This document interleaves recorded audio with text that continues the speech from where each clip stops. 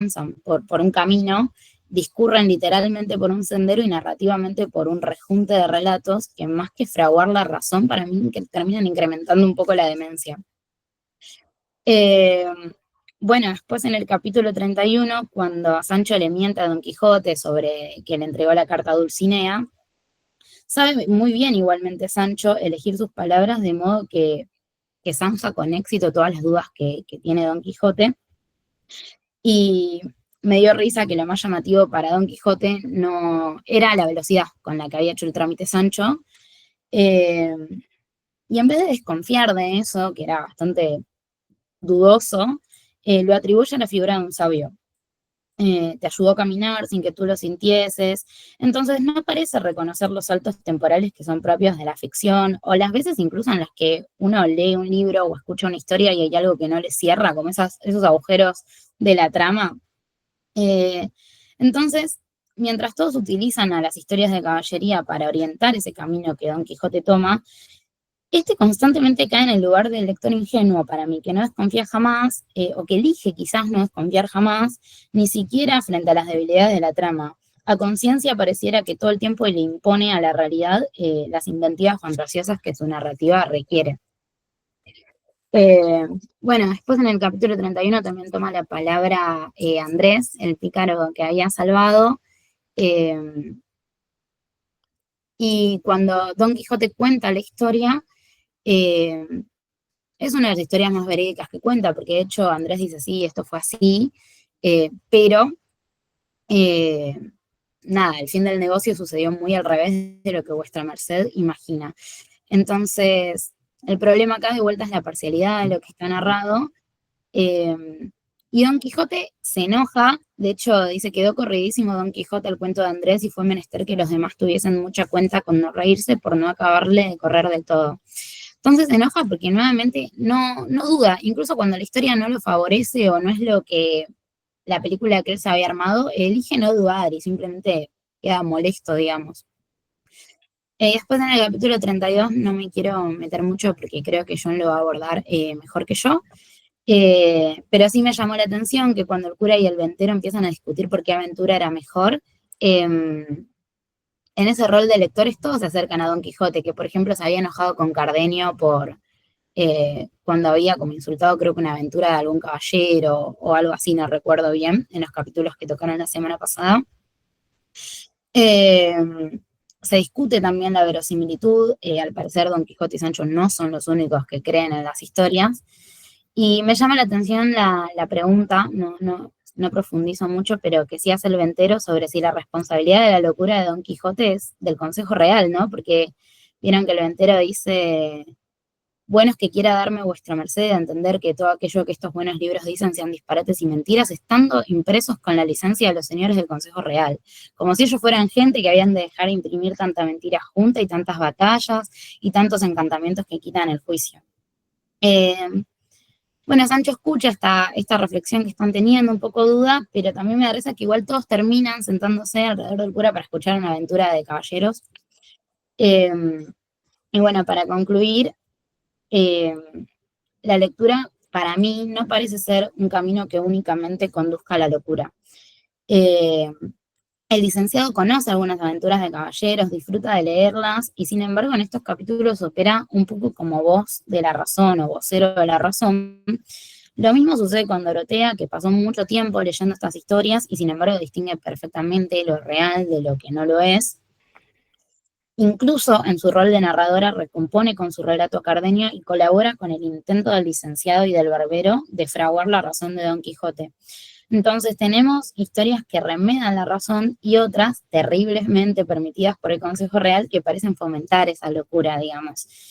Sin embargo, considero que en este camino de retorno hacia el pueblo de Don Quijote, mientras avanzan, los personajes entretejen una trama de historias que está colmada de fantasías.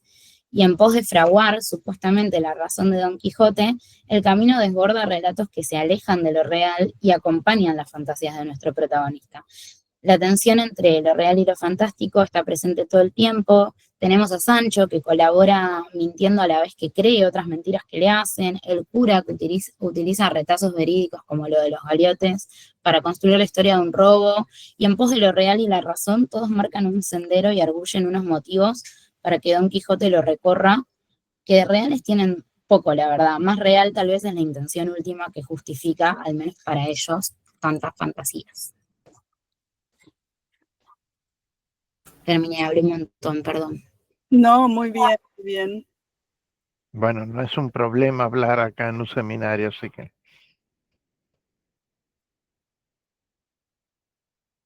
¿Quién quiere seguir? Hola, ¿qué tal? ¿Se me escucha? Sí, bueno, sigo yo entonces. Recojo un poco lo que dijo Victoria, ¿no? Que en este espacio de Sierra Morena se empiezan a entrelazar historias y niveles de narrativos distintos, ¿no? Entonces considero este espacio como un entramado también de lecturas y narrativas y también como una especie de tipología de lectores y narradores, ¿no? Nada, antes que nada quería mencionar un poquito cómo funcionan estos personajes de Dorotea o el cura principalmente, ¿no? Como lectores de caballerías, pero también como narradores en el ámbito de la realidad, digamos, como acá trato de recoger un poco lo que comenté en la primera presentación de que Don Quijote tiene en principio una tentativa de escritura, pero después esa escritura la traslada al ámbito de lo real, digamos, y escribe su propia vida. Bueno, acá Don Quijote funciona un poco como irradiador de esa potencia narrativa en estos dos personajes, principalmente en estos capítulos, que son Dorotea y el cura. Y bueno, me llamó la atención sobre todo que en estos capítulos se establecen dos tipos de narrativas conjuntas. En un primer lugar tendríamos esta fabulación en que actúan conjuntamente el cura y Dorotea para construir toda esta estrategia para sacar a Don Quijote de Sierra Morena, que es la historia de la reina Micomicona, ¿no? Ahí actúan estos dos personajes que están regidos por la textualidad, ¿no? Que son el cura y Dorotea, y hay una construcción colaborativa a base de equívocos, ¿no? Dorotea se va equivocando en su narración y el cura va solventando esos equívocos, ¿no? Y de alguna manera se construye un relato conjunto con un carácter utilitario, ¿no? Ambos saben también, ambos tienen presente la recepción de esa narrativa, ¿no? Que construye Don Quijote, ¿no? Y después tenemos un segundo relato colaborativo que es el que van construyendo Sancho y Don Quijote en relación con el encuentro ficticio de Dulcinea. En este caso, Don Quijote se convierte en un colaborador involuntario, ¿no? de esa fabulación del encuentro. Bueno, antes que nada quería también resaltar que la pérdida de la carta de Sancho no me parece algo fortuito, sino que de alguna manera representa un poco la tensión entre oralidad y textualidad, ¿no? Que representan ambos personajes, ¿no? Por un lado Don Quijote y por el otro Sancho. Y lo que quería mencionar acá es que Sancho va recomponiendo su relato, esta fábula, esta invención del encuentro con Dulcinea, no de una manera pasiva, sino partiendo del pie que le va tirando Don Quijote, ¿no? Acá en este caso la postura de Sancho no es para nada pasiva, sino que yo encuentro ahí como una especie de transposición de las escenas idealizadas de la novela caballeresca que propone Don Quijote, y Sancho las traslada o las traduce al ámbito más rural o real, o digamos que se establece ahí, ¿no? Entonces, esa capacidad de Sancho de narrar no me parece desdeñable, y de hecho tiene su precedente en la historia de Nunca Acabar, ¿no? Que cuenta en capítulos precedentes, ¿no? de las cabras, ¿no? Bueno, estas dos narrativas, tanto la del cura y Dorotea respecto al personaje de Micomicona y la del encuentro de Dulcinea entre Sancho y Don Quijote, no es que trabajen de manera espejada, pero sí que encuentro algunas tensiones ahí, ¿no? De estas narraciones colaborativas. Después quería también mencionar que para Dorotea y el cura hay un propósito instrumental, ¿no? En este tipo en estas construcciones narrativas, y que se convierten en lo que para Don Quijote es una lectura de la realidad, ¿no? Él se vale de estos libros de caballerías para leer la realidad. Después se convierten para sí mismo en un instrumento de engaño, ¿no? Otros personajes que han sido irradiados por esta o contagiados por este carácter narrativo, digamos, de Don Quijote, se valen de esas mismas lecturas para el engaño, ¿no? Me parece algo también a tener en cuenta. También me llamó la atención, ¿no? Que en estos capítulos donde se empiezan a autonomizar también distintos relatos, la historia de los galeotes y la de Andrés, ¿no? También empiezan a jugar en contra del propio Don Quijote, ¿no? Como si se autonomizaran del personaje principal y fueran en su contra, ¿no? Le vuelve a la contra a Don Quijote. Y nada, por último quería mencionar un poco este traslado de Sierra Morena a la venta de Juan Palomeque, y acá se da también una especie de teoría de la recepción, ¿no? Y una teoría literaria en potencia. Hay un pasaje en donde se pregunta cuál es la recepción de las novelas caballerescas en esta familia, ¿no? Del ventero, la ventera, la doncella y Maritornes, y cada uno da su opinión respecto a estas lecturas, y se rescata un cierto placer en ellas, ¿no?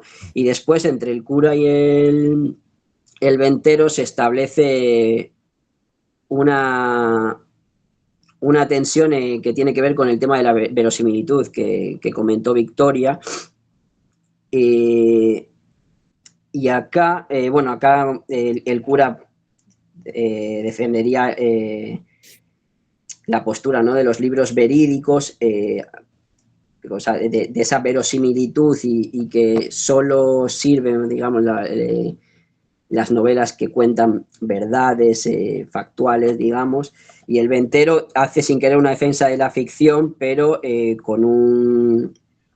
sin tener en cuenta el estatuto de la ficción, ¿no? Malinterpretándolo como lo han hecho otros personajes a lo largo de la novela, ¿no?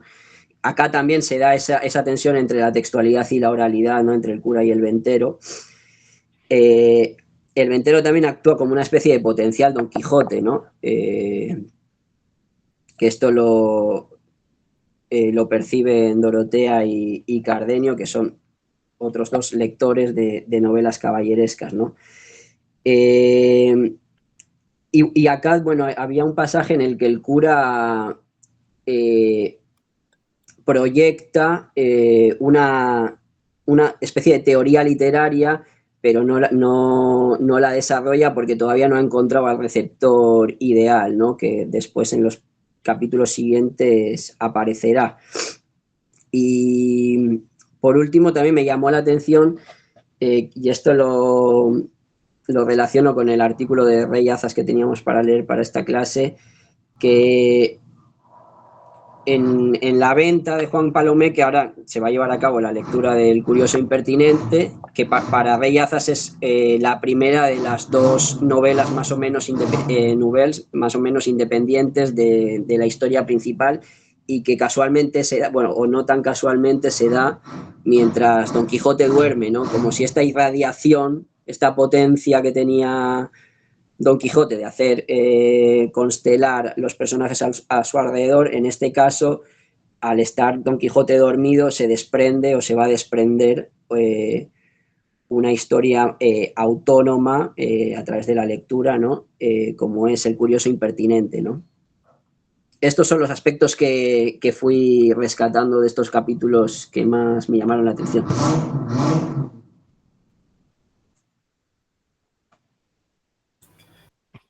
Bueno, muy Perfecto. bien, perfecto. ¿Quién más está? Bueno. Silvina Bueno. Rubia, muy bien. Bueno, a mí lo que me llamó, bueno, lo primero que puedo decir es esta, se lo llamaría mamiushka de disfraces, ¿no?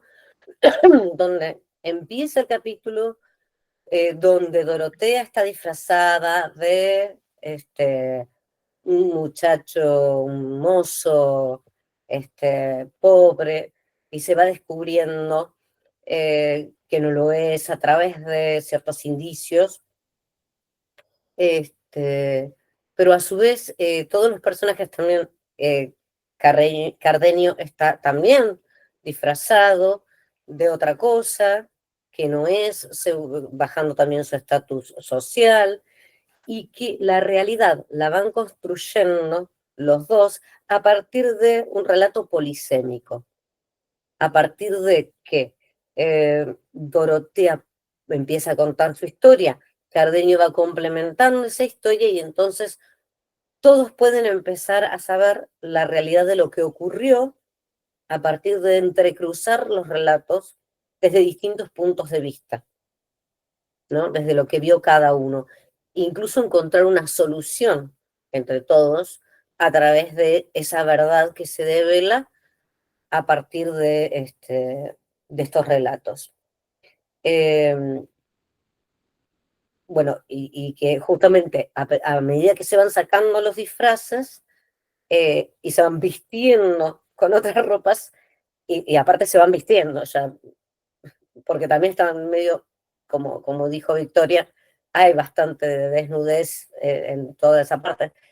A partir de que van desnudando su verdad y su historia con la palabra, van vistiendo sus cuerpos con los ropajes que digamos corresponderían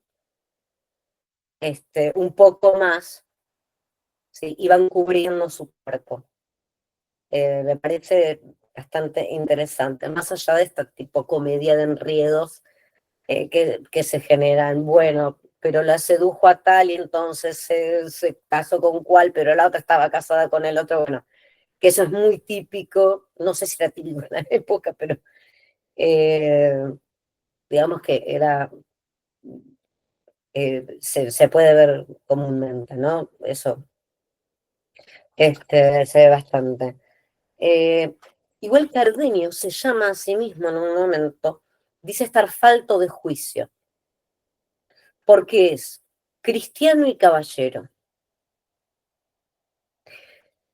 Esto para mí fue realmente como muy, como una luz que se encendió, porque entonces el considerarse caballero, lo mismo que el Quijote, ya hace que tengas una falta de juicio en estos términos.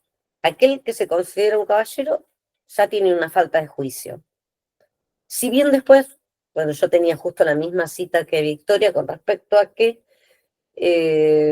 todos reconocen que la falta de juicio del Quijote solo es con respecto a la caballería, no es con respecto al mundo en general, sino solamente en cuanto a cuando tocan temáticas del mundo de caballería que no pueden trastocar en su imaginario, no puede ser trastocado, ¿no? Entonces, Cardenio también, por ser un caballero, tiene una cierta falta de juicio. Más adelante, hay algo que después quiero decir al final, porque no tiene mucho que ver, pero no tiene que ver con esto, pero tiene que ver con una exposición que alguien hizo anteriormente. Después se genera, gracias a las novelas de caballería y a los que se involucran con las novelas de caballería, todos se disfrazan para generar un engaño que supuestamente todos están actuando para producir un bien para Don Quijote, que es sacarlo de Sierra Morena y devolverlo a su casa. Y puede ser representado por aquel que tiene el conocimiento, el saber de las novelas de caballería. Pueden intervenir, en esta farsa, los que tienen ese conocimiento.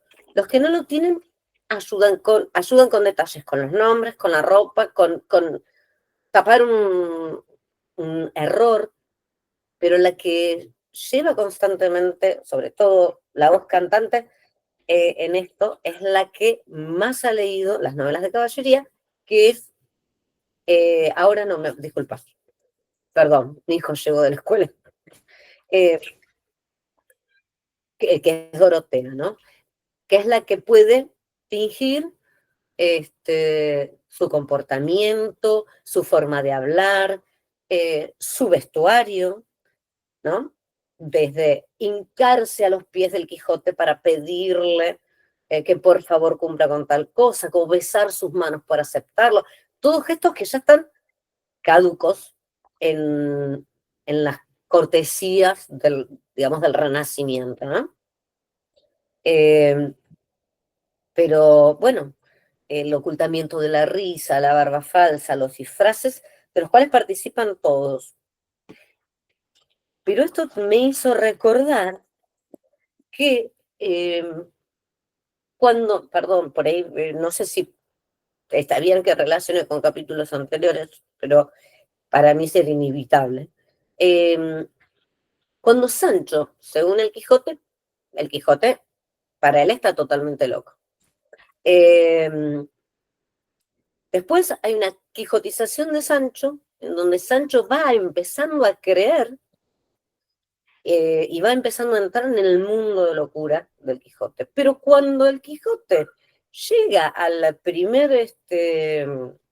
digamos, a la primer posada, en donde confunde con un señor feudal al que no me puedo acordar ahora el nombre del personaje, pero al que le pide que lo arme como caballero y es asistido por dos mujeres que trabajan ahí, todos participan de la farsa.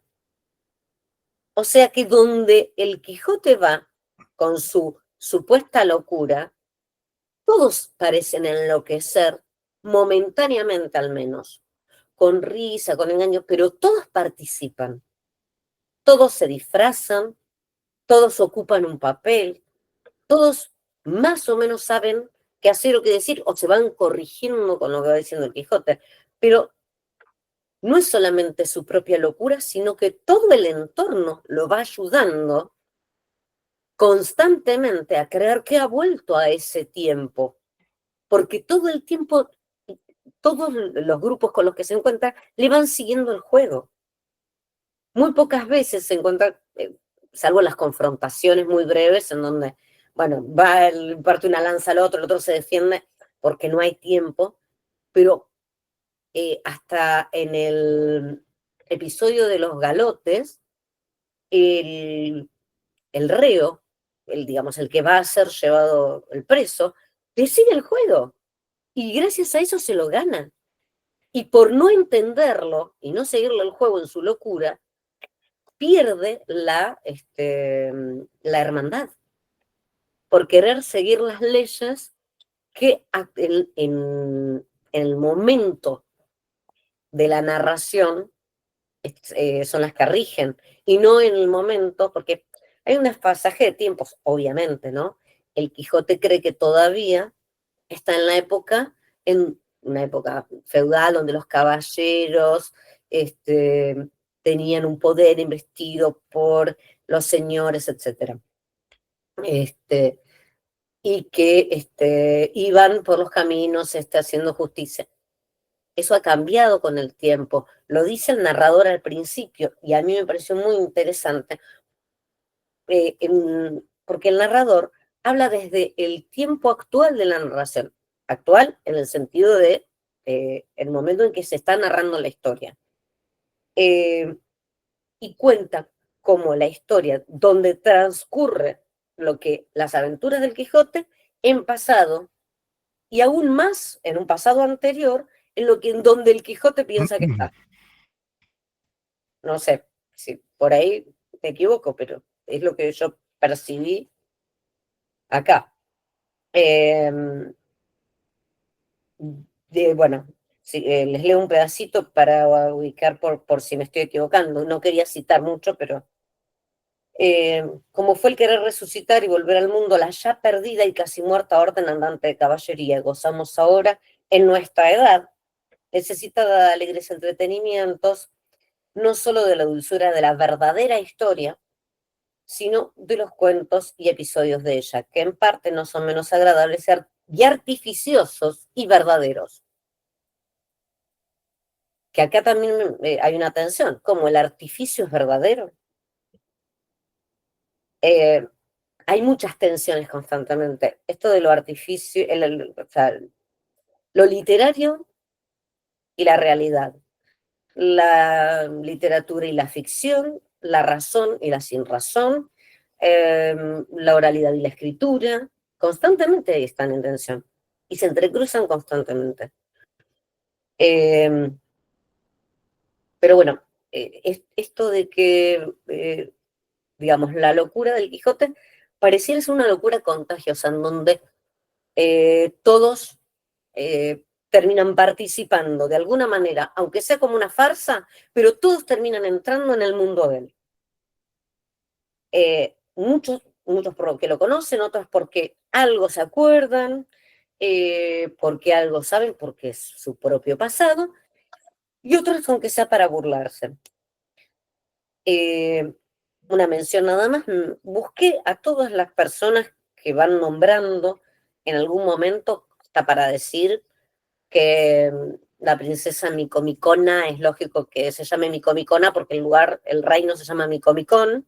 Entonces nombran a Pedro de Alcalá, a Juan López de Úbeda, a Diego de Valladolid, que eran todas personas que existieron en esa época, eran personas reales que existían en la época. O sea que constantemente también se están dando datos de verosimilitud cuando se nombran tanto libros que existen y que están circulando entre la gente, como personas que existen o existieron hasta hace no muchos años, ¿sí? Que la gente puede reconocer, que aparte eran conocidas, etcétera, ¿no? O sea que otra vez se juega la realidad y la ficción ahí. Bueno, y una cosa que me quedó de algo que había dicho un compañero, no quiero meterme con nadie, por ahí fue al principio, y en los capítulos que llevábamos leídos parecía así, pero a mí me parece imposible que los capítulos no se piensen como aventuras sueltas que no están entrelazadas. Constantemente hay un entrelazamiento entre las historias.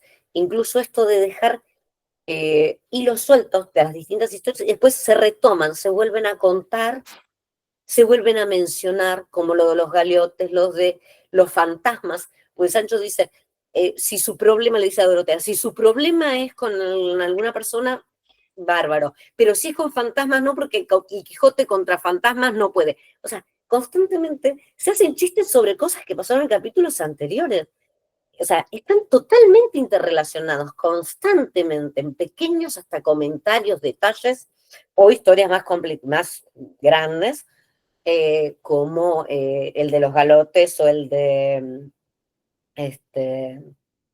no sé, el de Dulcineo, o temas que se van repitiendo y se van volviendo a retomar, o el de que Cardenio vuelva a aparecer y que para no ser reconocido no se acerca, pero después se disfraza para poder participar. Bueno, o sea, no son inconexos, no hay forma. Tal vez lo que, como dijo de recién John, sí puede ser que algunos relatos enmarcados queden más encapsulados que otros, como más separados de la historia general. Pero por lo general la mayoría de los relatos que incluidos se diluyen en la trama general, creo yo, ¿no? No, la verdad que estoy segura. Sí, puede haber otros, y hay algunos que, bueno, no son más independientes. Bueno, esto es lo que a mí me llamó la atención de estos capítulos. Bueno, muy bien. Una cosa, ¿no? Está muy bien, después lo vamos a comentar, pero está muy bien esto de señalar las interconexiones, porque justamente eso hace también como una idea de novela de narración más moderna, no cosas así separadas. Lo único que sí que hay que corregir es cuando vos decís que Cardenio, por llamarse caballero, que no podía llamarse caballero, que al nombrarse como caballero estaba mostrando locura, y no es así en el sentido de que serían dos ideas distintas de caballería, ¿no? Una sería el caballero andante, como Don Quijote, esta idea de caballero de fábula o de otra época, Sí. y otro es el título, como el caballero cristiano. Claro, el estamento dentro de la nobleza. Cardenio perfectamente es un caballero, y es justamente lo que Don Quijote tampoco podría, no era, porque era un hidalgo nomás. No, Estaba hidalgo, dentro de la nobleza lo más bajo era hidalgo, después caballero, y después ahí me los surgió títulos. Porque justo estaba en la misma frase, está en la misma frase que la locura. Claro, no, y eso me llamó la atención. Claro, está bien, y además, bueno, juega un poco con esta bisemia de lo que es la idea de caballero, el caballero andante con el caballero como título nobiliario, exacto, como título, sí, no sé exactamente. Sí, bueno, no título, pero sí, bueno, ese estamento, ¿no? Así exacto. Que eso, bueno, eso quiero marcar, comentamos, pero para que no quede eso. No, está bien, muy bien. Estaba también Victoria, perdón, nunca me acuerdo si es Victoria, porque como tenés acortado el BB, es Beget Day, pero es Victoria, ¿no es cierto el nombre? Que estás ahí, pero estás silenciada. Ahí estás. No se te oye nada. Estás silenciada, ¿eh? No, buenas tardes. Pensé que estaba en el próximo, pensé que estaba en el próximo grupo porque no vi mi nombre en la lista.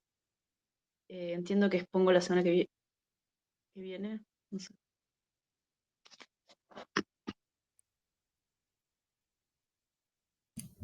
Julieta, muteada. ¿Cómo? Estabas muteada. Ah, perdón. No, que ya entonces lo dejamos para la semana que viene. Y entonces habríamos terminado porque no hay nadie más, ¿no es cierto?, que esté para exponer ahora. No, éramos 3, creo que ella realmente estaba para la próxima. Perfecto, sí. Bueno, son capítulos bastante intensos e interesantes. Me imagino que el resto también tendrá opiniones, pareceres, comentarios para hacer. Así que estamos abiertos a que complementen lo que plantearon tus compañeros.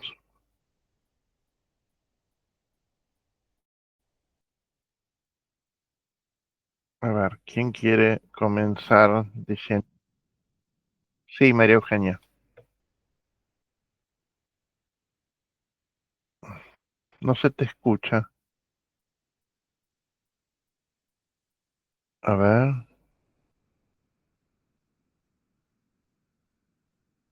No.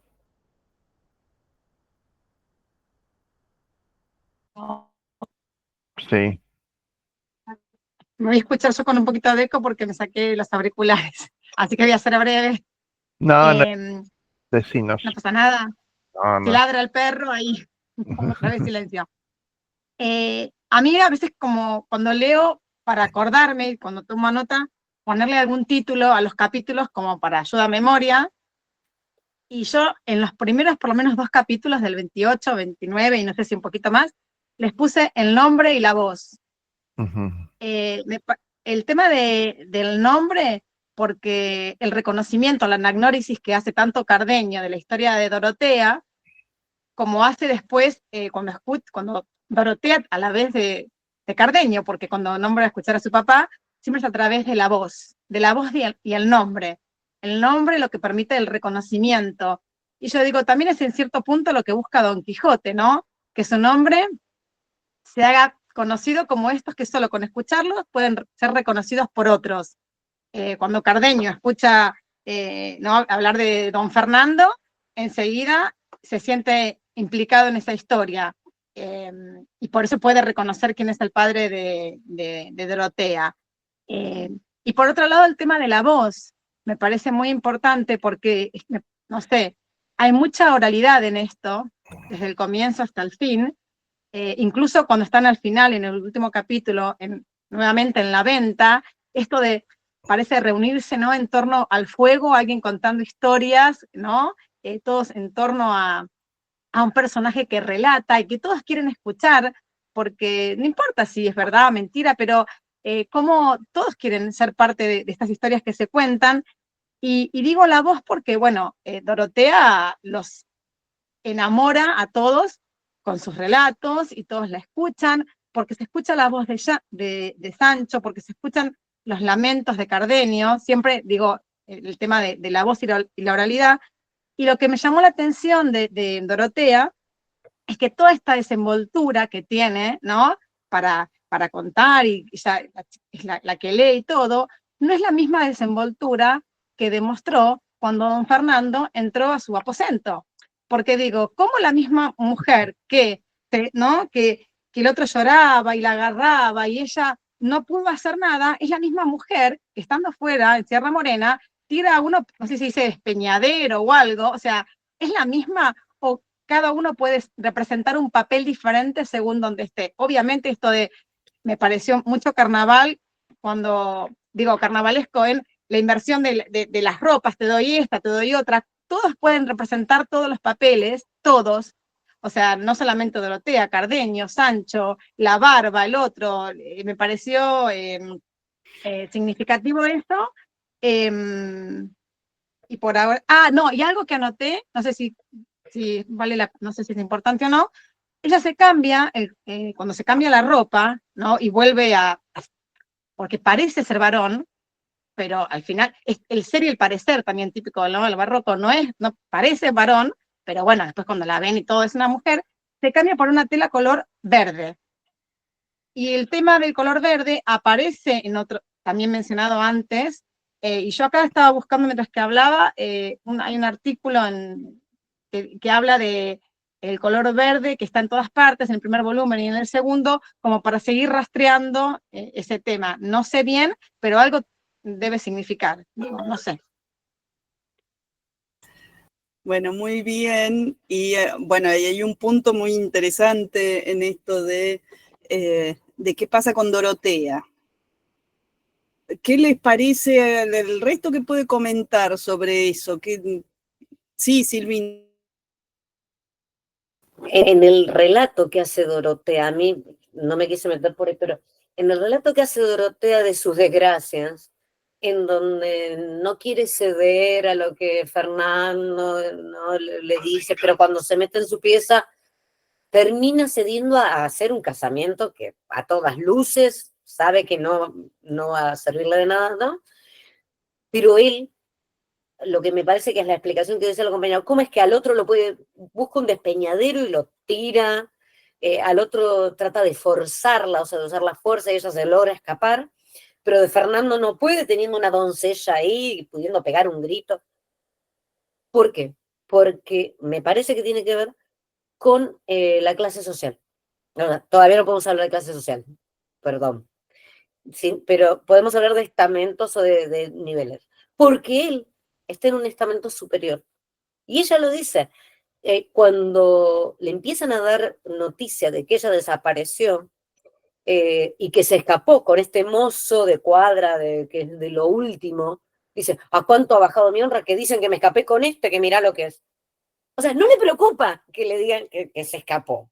No le preocupa que digan que perdió su honra, sino que la perdió con ese que es inferior a ella. Entonces me parece que puede imponer su voz y su autoridad cuando los otros son inferiores en estamento social. Ahora, cuando es un superior, como que acata, baja la cabeza. Me parece que tiene que ver por ahí, por ese lado.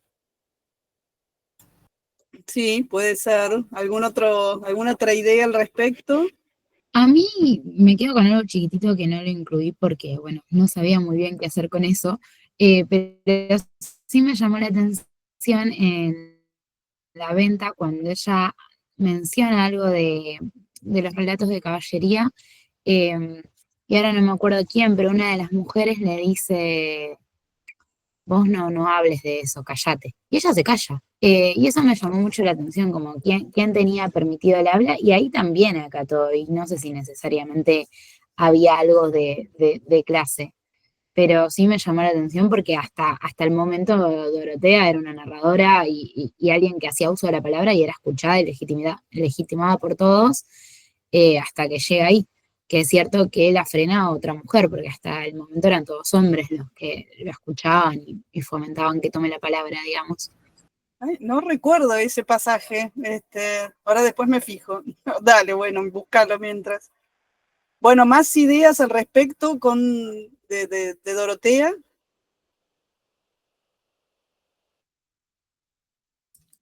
Sí, no Acá, solo, perdón, lo leo y me callo. Perdón, querías decir. no solo de Dorotea, o sea, puede ser de Dorotea, eh, de otros actores de la secuencia que tenían que trabajar hoy, o sea. Sí, no, por supuesto. No, yo decía, a partir de este planteo, Sí, empezar un poco por ahí, pero sí. sí, no, seguro.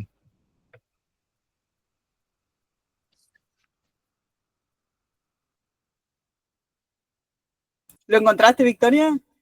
A ver. Sí, que ella está hablando y se calla, niña, dijo la ventera, que parece que sabes mucho de estas cosas y no está bien a las doncellas saber ni hablar tanto. No, pero Y eso se ella, lo dice a su propia hija, ¿eh?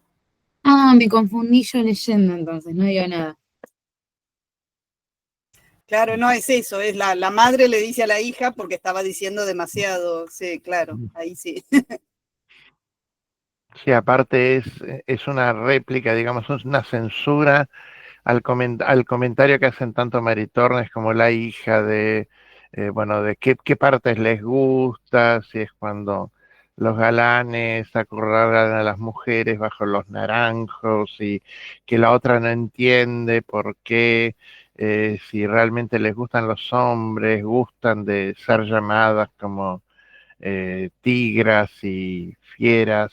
¿Y por qué los hacen sufrir ¿Y tanto por qué los hacen? y no ¿Y por qué? acceden a lo que les piden, no? Entonces ahí lo que están en el fondo es una problemática de decoro en el estado femenino, ¿no? De las doncellas no deberían saber ni hablar tanto, ¿no? Ese saber sexuado, erótico, es básicamente una de las cuestiones rectoras de la pedagogía y el control femenino de las chicas jóvenes, ¿no? Pero ahí justamente da también un poco una clave de todo lo no dicho de Dorotea, ¿no? Porque precisamente Dorotea dice que ella leía, piensen que Dorotea le habla a todo un público masculino comandado por un cura, ¿no? Y ella cuando habla de sí misma dice que solo leía libros devotos, y habla de sus labores, ¿no? Todas las cosas que estaban dentro de la norma que debía ser la perfecta doncella.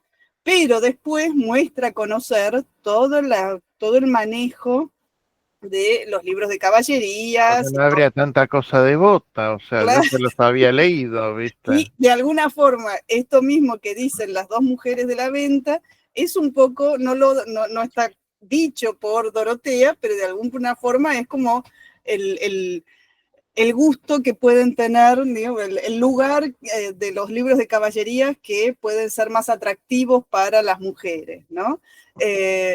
y de alguna forma que eso se mencione, pero que Dorotea no lo diga, es interesante para ir viendo cómo se construyen los personajes y cómo también esta cuestión que notó Eugenia, que me parece muy, muy importante para pensar en Dorotea, es precisamente que Dorotea, nosotros conocemos toda su historia a partir de lo que ella cuenta, ¿no? Ella es la narradora, ella elige qué contar y cómo contarlo. Entonces, eso es lo fantástico también de ese personaje, que es uno de los personajes más desarrollados de la obra, dentro de las historias intercaladas, y que tiene esa capacidad de adaptarse a qué público le está hablando, y también bueno, es por un lado completamente pragmática en cierta forma, ¿no? Porque, como bien decía también Silvina, bueno, ¿por qué a Fernando no luchó más contra Fernando? Bueno, por un lado también le podía, y que ella en algún punto lo dice, no estoy diciendo que todo lo que diga Dorotea sea mentira, o sea solo ella una revista que quiere tratar de conseguir al chico rico, pero bueno, por un lado ella lo confiesa, bueno, no voy a negar que me sentía también honrada de que alguien tan importante se fijara en mí, ¿no? Pero bueno, sí, y por otro lado, también es cierto que, y ella lo dice, no es tampoco que Dorotea mienta tanto en el relato que hace, porque también lo dice, ¿sí? Cuando estaba don Fernando en su aposento, la tenía abrazada, y ella pensó, bueno, entre una cosa y la otra, de todas formas de acá no salgo virgen, ¿no? Entonces, bueno, por lo menos tratemos de ver si puedo sacar algo y sacarle la promesa de matrimonio. Dentro de lo que podía hacer, era una salida más o menos aceptable, porque además, por otro lado, si bien es cierto que ella cuenta que se deshizo de los otros dos que querían forzarla, no es lo mismo fuera de la casa que dentro de la casa, ¿no? No es lo mismo, bueno, ya de por sí la mujer que está fuera de la casa y que anda por el mundo, por más disfrazada de varón, ya está mostrando que tiene una mella en su honra, ¿no? Pero si hacía mucho escándalo y descubrían que Fernando estaba dentro de su aposento, ya también quedaba su honra manchada, ¿no? Las mujeres no tenían mucha forma, las doncellas especialmente no tenían mucha forma de salvarse, porque todo pasaba por la opinión que los demás tenían de ellas, y el hecho de que hubiera un hombre en su habitación, por más que dijera se metió solo, ya su honra quedaba mal. Así que muchas salidas no tenía, pero sí es fantástico ver cómo se marca o cómo se ve esa construcción del personaje, que dice una cosa, hace otra, y se va mostrando como acomodándose y construyéndose de una manera mucho más compleja que un simple personaje, solo la mujer deshonrada y que no sabe cómo pasó esto, ¿no? Sí, aparte en relación con esto también tengamos presente, o sea, toda esta problemática de la lectura femenina, de por qué leen las mujeres, bueno, que precisamente todos los moralistas insisten en que las mujeres no deben leer, y mucho menos ficción, porque el problema de la ficción es que les proveen horizontes de realización personal diversos de lo que el control parental masculino y social tiene previsto para ellas. Entonces, esta idea de que, nadie armaría una trama caballeresca con una subtrama erótica donde el paladín desposa a una enamorada si esa enamorada nunca pudiese estar al alcance del paladín. Si esa enamorada nunca tuviese márgenes de resolución, de aceptación. Es decir, la problemática además de la coordenada ficcional es que al no estar regida por las expectativas sociales del momento y de la cultura en cada instante, favorece la alternativa de que las débiles, así entre comillas, las de ingenio menguado, que serían las mujeres, piensen que efectivamente están llamadas a ser otra princesa, otra figura central de alguna subtrama pastoril, cuando lo más cierto es que la desposen, que decidan por ella, que no tenga el menor margen de decisión sobre quién me gusta, quién no me gusta, y donde toda su vida de conyugalidad sea fregar, coser, alimentar, o sea, porque ese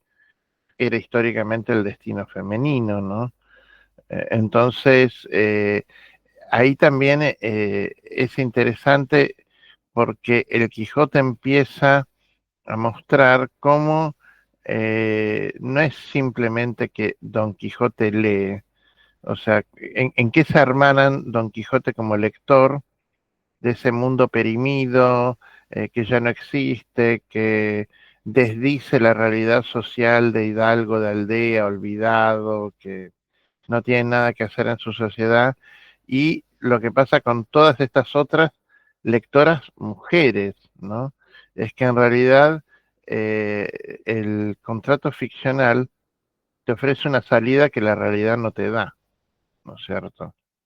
Entonces ahí el creer o no creer, o pensar o no pensar, que podés interactuar con igual libertad en uno y otro plano, es lo que vuelve interesante toda esta secuencia, ¿no?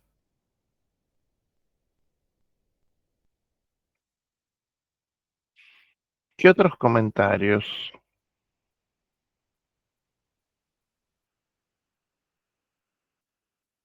No puede ser que solo una. En esta secuencia tan... Que es la secuencia top, además. Es como... Yo también, perdón, Sí. no quería participar mucho porque la verdad no llegué a leer los 5 capítulos, pero sí leí los primeros.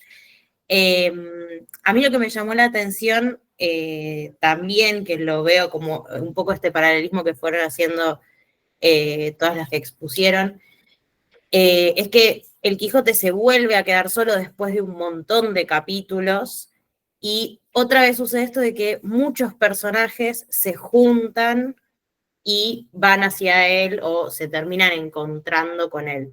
Como esta situación de que a lo largo de toda la trama muy pocas veces vemos al Quijote solo, al principio un poco más, cuando empieza con sus aventuras, pero ya en este momento, cuando decimos, bueno, va a aparecer el Quijote solo, lo vamos a ver reflexionar, sí se lo ve reflexionar durante 1 o 2 capítulos, no recuerdo, pero después es toda la narración de toda la secuencia de los personajes yendo hacia él otra vez para intentar traerlo, solucionar, escuchar las historias, digamos. Eso me llamó un montón la atención, como todos los personajes y todas esas historias de alguna manera logran fusionarse, a pesar de que sean historias distintas. Esto que decían las chicas, que parece que tal vez no tienen una relación entre la historia principal y sin embargo aparecen en el momento en el que Quijote se queda solo y se da como ese espacio de, bueno, volver a unir todas esas partes de la trama, digamos. Sí, bueno, en realidad está muy bien visto esto que marcás de, bueno, ¿cuándo es que Don Quijote está solo, ¿no? ¿Cuándo es que tiene posibilidades de, por un lado, de reflexionar consigo mismo sobre su marcha, sobre lo que está haciendo, sobre lo que piensa? Y también es interesante pensar, como vos hiciste, qué otras cosas de distintas empiezan a suceder acá. Y, o sea, y una muy notoria es que por vez primera se abandone el interés narrativo del narrador por parte de Don Quijote. Es como que decimos, lo dejamos así, lo sacamos, lo mandamos al banco, que haga penitencia un rato, una cosa así, y empieza a seguirse la suerte del coprotagonista, ¿no? Porque en realidad el que va a funcionar como una suerte de imán para todos los relatos posteriores es Sancho. Es decir, Sancho es el que hace que al ser reconocido piensen que quizás lo ha salteado, lo ha robado, que por eso Don Quijote falta de la aldea. Bueno, eh, y ese tipo de cosas en el texto están bien señaladas, muy marcadas, y importan no solo porque involucran estrategias narrativas que apuntan a la variación, ¿no? Es decir, acá tenemos como un movimiento pendular, porque después se va a recuperar, pero se va a recuperar en síntesis, ¿no? Dice, bueno, cuando volvieron vieron que había escrito unos versos y que después le agregó otras cosas que talló en los árboles, pero no mucho más, ¿no es cierto? Y entonces es ver también, poder leer cómo la narración va explorando cómo contener y retener nuestra atención. Es decir, ¿qué hubiese sido más atractivo para el lector? Eh, una descripción morosa de cómo pasa su tiempo un loco, un personaje enloquecido que cree estar haciendo una penitencia, o cómo resuelve un escudero simplón el encargo imposible de una estafeta hacia una enamorada imaginaria. Bueno, evidentemente pagaba más lo otro, ¿no? Entonces toda la atención está dirigida ahí, ¿no? Sí, y además también como en esto de retener la atención, que ni bien Sancho vuelve y se vuelve a encontrar primero con personajes ya conocidos, entonces es, bueno, hacer el trabajo de acordarme quién es este y quién es aquel, y recuperar la historia que quedó, que había quedado capítulos anteriores de Cardenio, y después empezar a introducir los nuevos personajes. Es como que está todo eso de tener que estar atento a la lectura para ubicarte nuevamente después de un montón de capítulos de solo Sancho, el Quijote y personajes que entran y salen, digamos, volver otra vez al barbero, al cura, a Cardenio, y como todo ese trabajo también te hace tener que prestar atención, porque si no te terminás perdiendo un poco hay cosas que te vas a perder si no tenés esa atención bien puesta. No, y además el hecho de que en esa secuencia que se empiezan a habilitar, está también, o sea, es muy evidente en cómo, por ejemplo, Dorotea cuenta, tunea su historia según le convenga en función del auditorio. Pero también son pasajes donde, como vemos en esto de la embajada fallida, en que Sancho tiene que empezar a pensarse también para terceros, no solo para Don Quijote, como objeto de la propia narración, es decir, tiene que salir de sí y pensar cómo va a reconstruir, por ejemplo, explicándole al cura y al barbero por qué es que estaba ahí, cómo es que, y en todos esos micro secuencias, ¿no?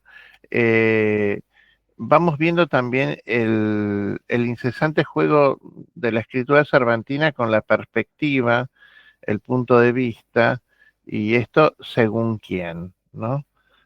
Según quién lo dice y cómo lo dice, ¿no? Porque no es simplemente que la historia se arma de múltiples hilos, ¿no? Esos múltiples hilos también penden de múltiples conciencias, subjetividades textualizadas en el relato que contribuyen con más o menos sinceridad, ¿no? A armar una trama, ¿no?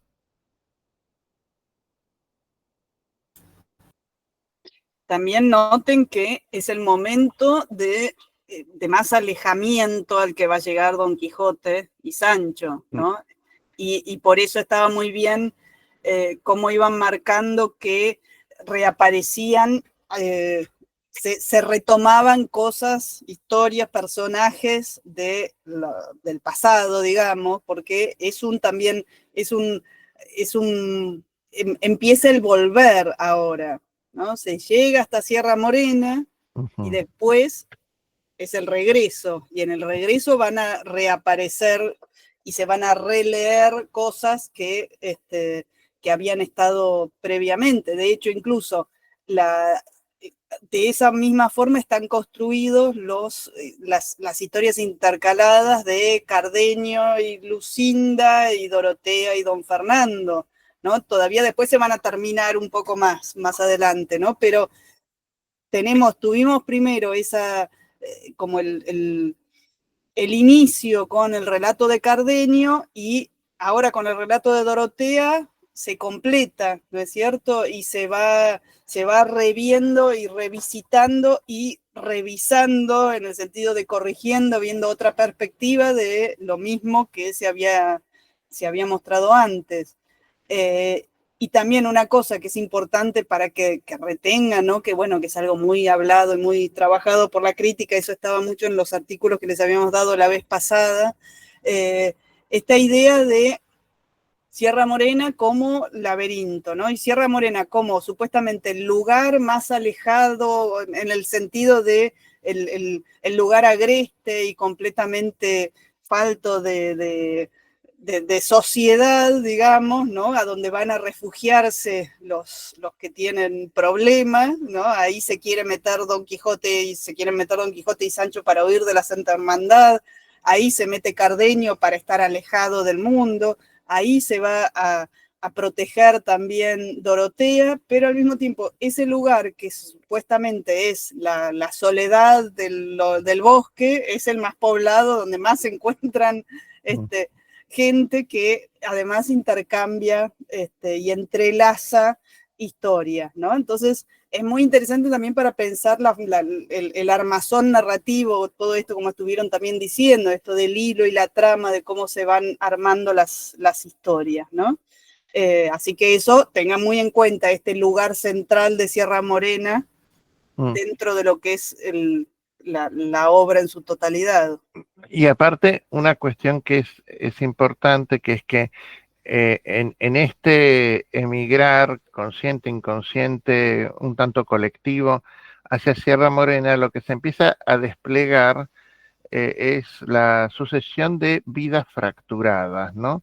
Porque Don Quijote siempre se encuentra con otros, pero parecería que el encuentro con los otros excluye la dimensión íntima personal, ¿no?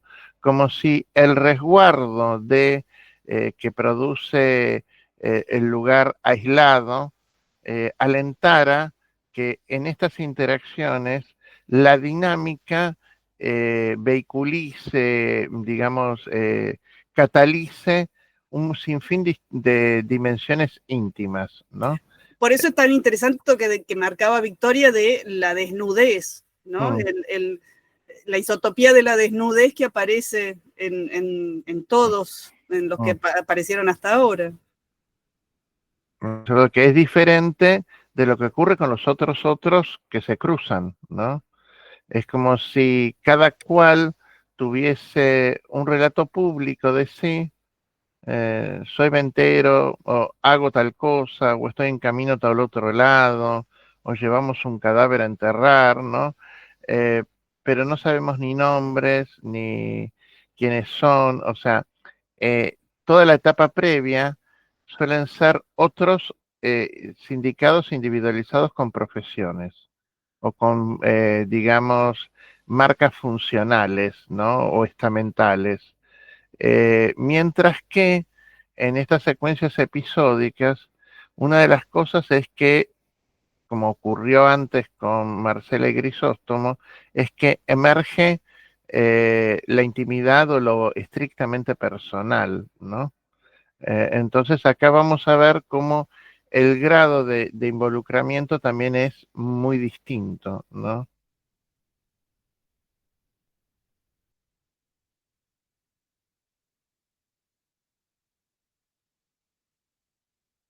¿Qué otros comentarios?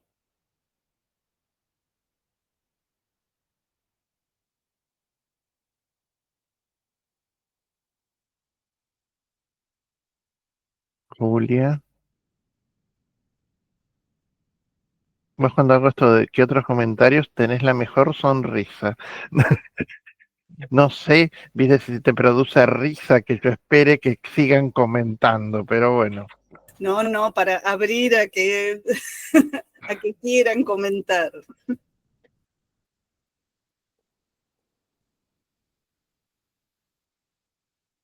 Pero bueno, podemos hablar también de la embajada de Sancho, de... Bueno, iremos a ver, Bebe. Víctor. No, en relación con lo que señalaba recién del tratamiento espacial y en relación con Sierra Morena como espacio, sí se podría, sí habría un tratamiento, digamos, si se caracteriza ese espacio como un espacio paradójico, estaría bien dicho así, pensarlo así, en función de lo que decía de la tematización del retiro del mundo en tensión con lo poblado. Entiendo que hay una problematización de la máscara social, no sé cómo. Sí, estaría bien caracterizarlo así, como paradójico. Sí, quizás en diálogo con la construcción de Don Quijote, quizás también. Sí, está muy Me quedé bien. pensando a partir de lo que decía. Sí, porque, a ver, Sierra Morena es como, incluso una bibliografía habla de Sierra Morena como signo complejo, ¿no? Es como un territorio que parecería que en los mapas estuviera marcado como, bueno, acá hay una sierra, una montaña, los caminos colapsan, no hay más como el lugar no existe una ruta clara de por dónde entrar, más que lo que favorecería o permitiría la misma naturaleza, por ejemplo, ¿no? Y fíjate que les dice muchas veces, de acá se puede entrar, pero es difícil salir, ¿no? Es justamente como un lugar de trampa, de encierro también, ¿no? Exacto, ¿no? Digamos, es un espacio paradójico, decimos, porque además es como que muchos entraron y muchos quedaron encallados, ¿no es cierto? Como atrapados por esta digamos, esta misma particularidad del territorio, ¿no? Es un territorio anómalo, ¿no? Que además, según los momentos de cada cual, parecería espejar como estadios sentimentales o una cosa así, por ejemplo, en las partes más agrestes, más ásperas, más duras, con huecos de alcornoque, es donde está Cardenio, ¿no? En cambio, Dorotea reaparece en una suerte de prado ameno, limpiándose los pies en un arroyo, soltando su cabello como si fuera una pastora, ¿no? Es como si las mismas tradiciones literarias también contaminaran los modos de representación o de aparición de los otros en Sierra Morena. Y hay una cuestión también que es interesante en relación a algo que Julia había enfatizado, ¿no? Como la idea de que en Sierra Morena se llega a un límite, ¿no?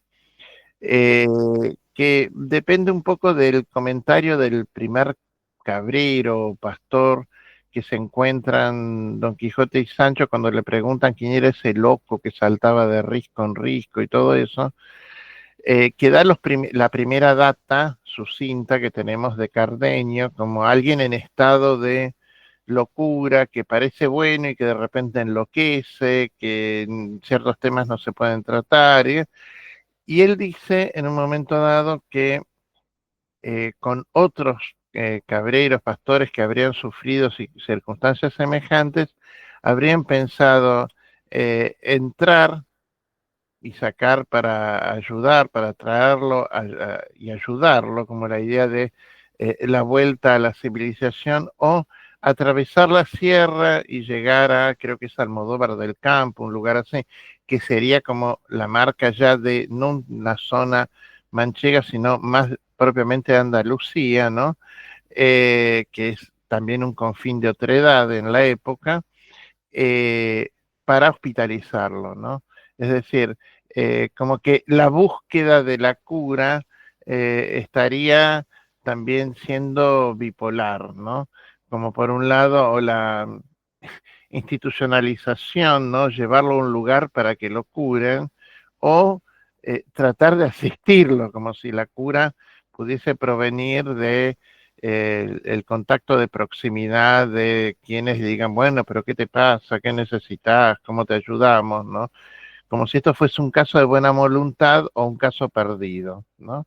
Y sugestivamente, Don Quijote no llega a atravesar la sierra, es decir, es otro de aquellos que vuelve sobre sus pasos, ¿no?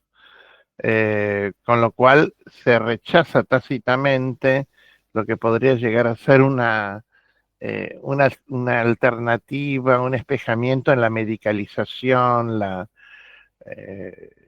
cura de un modo distinto, ¿no? Pero sí, Sierra Morena es la zona más compleja, ¿no? Porque aparte está presentada constantemente con esta idea de riscos, digamos, laderas, lugares donde la gente puede caer, despeñarse, este énfasis que transmite el mismo contexto, es decir, ¿qué le podría pasar a cualquier persona caminando por ese lugar? Podría caer. Bueno, todo sin signo de caída, de despeñarse, también se puede trasladar o leer de un modo alegórico como caída moral, espiritual, afectiva, ¿no? Es decir, bueno, ¿qué es lo que está pasando, ¿no? Es decir, uno también puede hacer un inventario de quiénes están caídos, sepultados, medio muertos, quiénes han sido desprovisto de protección de los ropajes propios del estamento, quienes fingen, y eso está como en espejo con lo que se va describiendo de Sierra Morena en cada circunstancia, ¿no? Claro, porque se marca mucho la diferencia con lo que es la llanura de La Mancha, ¿no? Es importante pensar en esa diferencia. Acuérdense que en los otros pasajes las cosas se veían venir desde lejos, ¿no? Y podían tener una visión de lo que estaba a la distancia, y acá en cambio en Sierra Morena las cosas aparecen de golpe, se encuentran de golpe en un recodo con alguien está escondido y ve a otros que no lo ven. Y eso se espeja también en la forma de la narración, en la forma en que las historias se van entrelazando y encontrando y entrecortando, y que no parece casual, ¿no? Está como muy pensada esa manera de estructurar la historia, y de hecho, bueno, por eso se considera que en una redacción primera, ¿no? En una redacción previa del Quijote, de esta primera parte del Quijote, la historia de Marcela y Grisóstomo, en la que también aparece este mismo paisaje, ¿no? Es el mismo paisaje que aparece acá en Sierra Morena. Ay, perdón. Estaba también dentro del mismo lugar de Sierra Morena, pero que después Cervantes, para espaciar un poco y para hacer equilibrio con las historias intercaladas, lo pone más adelante. Pero es ese mismo tipo de paisaje, así como... Contrastante, ¿no? Sí, y entrecortado, ¿no? Como que lo propio de las aventuras de camino sería esa planicie, la anomalía de lo insignificante, ¿no? Como si fuese toda una extensión de ese lugar perdido, sin nombre, que se desea abandonar, mientras que el territorio de los episodios, de las vidas enriquecidas de los otros, está marcado por estos contrapuntos, ¿no? Contrapuntos de altura, de vegetación, que son totalmente distintos, ¿no? También lo estoy pensando ahora en el momento, pero se podría pensar que justo en el momento en el que el Quijote y Sancho se separan, es justo en este espacio, y que hay también toda una conversación de, bueno, cómo te voy a volver a encontrar, dejo algo en el camino, como pudiendo haberse separado en cualquier otro lugar que capaz era más fácil volver a encontrarse, decidir separarse en ese espacio donde de repente es mucho más difícil volver al mismo punto. Exacto, sí, y además que, fíjense que desde que entra Don Quijote a Sierra Morena dice, y así se le representó que este era el lugar adecuado para una penitencia que quería hacer, ¿no? Que por un lado tiene un costado de, bueno, hacer otra aventura que está dentro, tengo que hacer esta, ¿no? Como ir tildando, enfrentarme con gigantes, hacer una penitencia, tener un combate singular, pero por otro lado también es cierto que es muy consciente, los dos son muy conscientes, y especialmente Don Quijote, de que algo no está saliendo bien, ¿no? No está saliendo bien su aventura, y por eso digo, está teniendo malos resultados y hay algo que le falte. Lo que le falta es el contacto con la dama, o uno puede pensar, ¿no? Justamente eso es lo que él va a tratar de suplir, que no sea ya ir, que otros vayan a presentarse a Dulcinea, sino que lo manda directamente a su otra parte, a su otro yo, que es Sancho. Entonces, también en ese sentido es interesante, se van mezclando y se van compenetrando espacio y la decisión de qué se va a hacer, digo, y el estado de ánimo, digamos, de los personajes. Tal cual.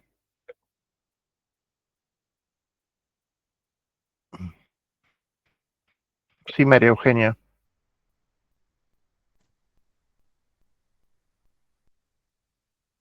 No, Es que en este momento, ahora sí. no, ahora, sigo sin auriculares, no, Ahora lo sí. que, ahora sí, es que en este momento Don Quijote tiene, o sea, tiene como varios frentes por cubrir, y tratan de encauzarlo porque es o ir a buscar a Dulcinea otra vez, o ayudar a Dorotea para recobrar el reino, o ayudar a Andresillo. Es como que antes no tenía nada y ahora tiene mucho, y los demás tratan de organizarle esto. Yo quería preguntarles con el tema del nombre que Dorotea elige para este, a ver, espera, para el gigante que le usurpó el reino, ¿no? El de la fosca vista, porque ahí decía como que es el que ve al revés, ¿no? Digo, ¿tiene algo que ver con estos episodios, con la manera de ver, de representarse, lo del espejo cóncavo y convexo, que a veces no se habla en la parodia? ¿Puede tener que ver algo con eso, el nombre que ella elige? Sí, por supuesto, ¿no? Justamente el de la fosca vista, el de la fosca vista, el que ve mal, el que ve de costado, pero en un sentido de hacer mal también, ¿no? El mal de ojo, ¿no? Claro, como el mal El de que ojo. mira atravesado, ¿no? Y también el que desea porque piense que Fernando parece también como que el que desea lo que es del otro también, ¿no? Así que sí, se carga de toda una serie de sentidos estos nombres que elige para don Fernando, y de qué manera entonces ella, al contar la historia de Micomicona, está también contando su propia historia, ¿no? Metiendo ahí parte de su historia a partir de otros nombres, ¿no?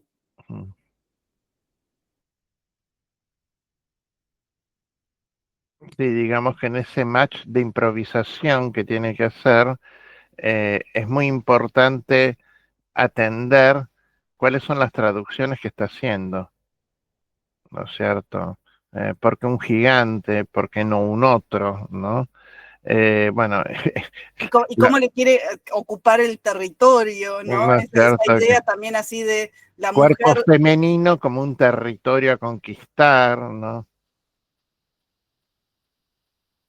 Y también la cosa de ella, eso de micomicona que se le ocurre, ¿no? Y que habla de un mico, de un mono, alguien que, justamente un animal que estaba representado o que tenía toda una carga de imitación, de hacer una imitación de los humanos, y de toda esta figura de Dorotea como una excelsa actriz también que sabe armarse y representar una historia, ¿no? Y esto puede tener que ver, porque me llamó la atención que me pareció fuera del lugar o de contexto, cuando Sancho va pensando que el reino de Micomicona está en Etiopía, y entonces sus vasallos van a ser negros, y entonces él dice, bueno, pero no importa porque total los puedo vender como esclavos, o sea, como que no tenía mucho que ver con nada. Puede tener que ver con esto de ver a los negros como no humanos y más cercanos a los micos, como se pensaba en algunos momentos. ¿Puede ser eso? ¿Puede venir por ahí?